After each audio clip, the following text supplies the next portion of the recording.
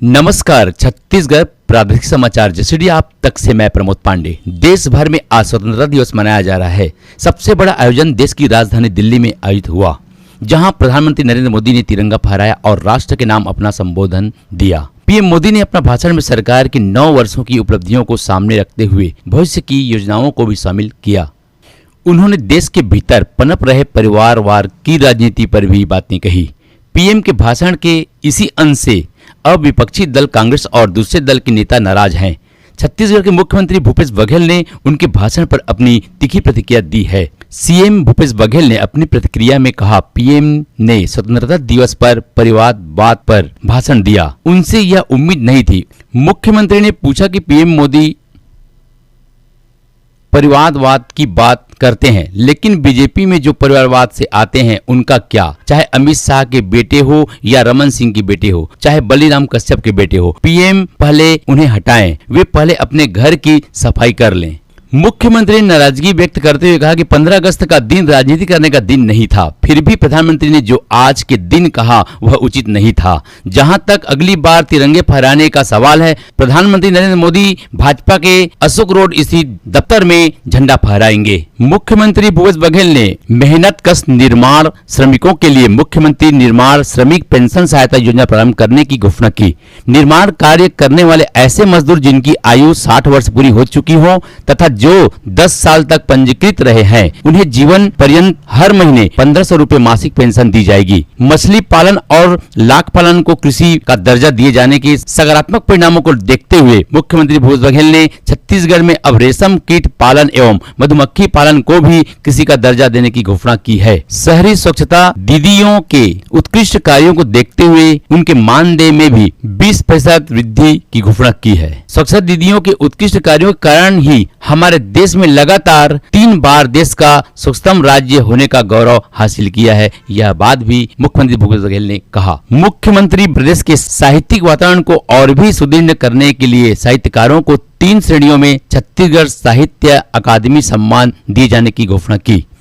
पहली एवं अन्य बोली जैसे गोंडी, हल्बी, सरगुजिया, कुरुख आदि में लिखे गए साहित्य के लिए। दूसरा, हिंदी में लिखे गए पद्य के लिए। तीसरा, हिंदी में लिखे गए गद्य के लिए यह सम्मान दिया जाएगा। हर श्रेणी में सम्मानित साहित्यकारों को 5 लाख रुपये नगद एवं प्रशस्ति पत्र प्रदान किए जाएंगे।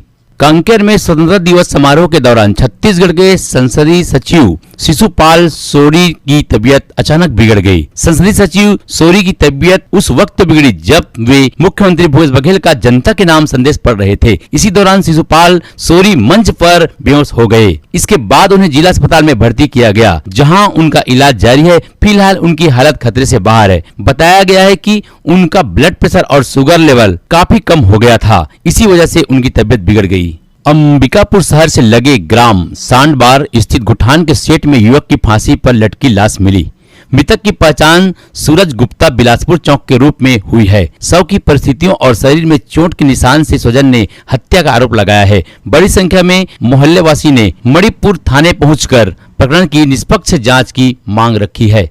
जानकारी के अनुसार मणिपुर थाना क्षेत्र बिलासपुर मार्ग निवासी सूरज गुप्ता का शव सांडबार स्थित गुठान में फांसी पर लटका मिला। शर्ट को फाड़कर फांसी लगाया गया था।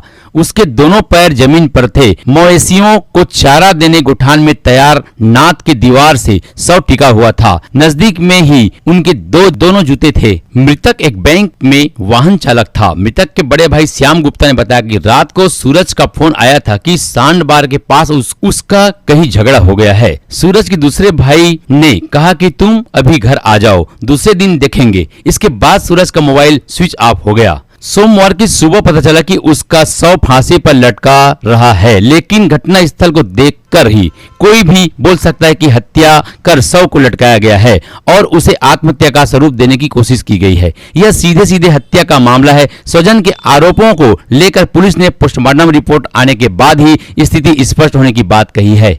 सरकंडा क्षेत्र के बहतराई बिजौरी के बीच मुरुम खदान में डूबकर टिकरापारा और लिंगियाडीह में रहने वाले 2 बच्चों की मौत हो गई है। दोनों बच्चों का शव निकालकर स्वजन ने सिम्स पहुंचाया है। साथ ही घटना की सूचना पुलिस को दी गई है। इस पर पुलिस ने शव को कब्जे में लेकर चीर घर में रखवा दिया है।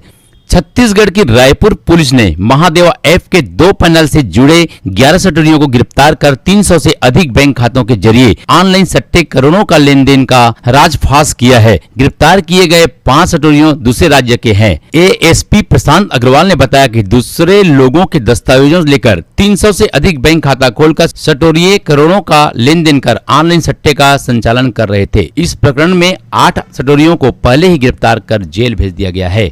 जांजगीर चांपा जिला के नवागढ़ ब्लॉक के ग्राम कृत में झोलाछाप डॉक्टर जवाहरलाल चंद्रा ने साधिका बीमारी का इलाज बेधक्कड़ कर रहा है और लोगों से साधिका जैसे बीमारी का अचूक इलाज करना बताया जा रहा है। इसी को सुनकर विनोद मनहर केरा निवासी ने इलाज करने पहुंचा, जहां पर उसे इंजेक्शन लगाया गया। इंजेक्शन लगाते ही सूजन के बाद घाव हो गया। विनोद मनहर ने रायगढ़ के अस्पताल में अपना इलाज कराया, जिसके बाद वह नवागढ़ थाना पहुंचकर रिपोर्ट दर्ज कराया ताकि लोग सचेत रहे। विधानसभा चुनाव की तैयारी में आज रायपुर पहुंचेगी कुमारी शैलजा। हो सकता है टिकट बंटवारे पर बड़ा फैसला। स्वतंत्रता दिवस समारोह के साथ छत्तीसगढ़ कांग्रेस चुनावी मोड़ में प्रवेश करती नजर आ रही है। कुमारी शैलजा ने छत्तीसगढ़ पहुंचते ही चुनाव समिति की बैठक आयोजित की जाएगी, जिसके लिए प्रदेश के अलग अलग हिस्सों में ध्वजारोहण कर रहे कैबिनेट मंत्रियों को तुरंत रायपुर बुलाया गया है। इसी क्रम में विधानसभा अध्यक्ष डॉक्टर चरणदास महंत मनेन्द्रगढ़ से हेलीकॉप्टर लेकर मंत्री जय सिंह अग्रवाल को लेने पेंड्रा पहुंचे, जहां से दोनों नेता रायपुर के लिए रवाना हो गए हैं।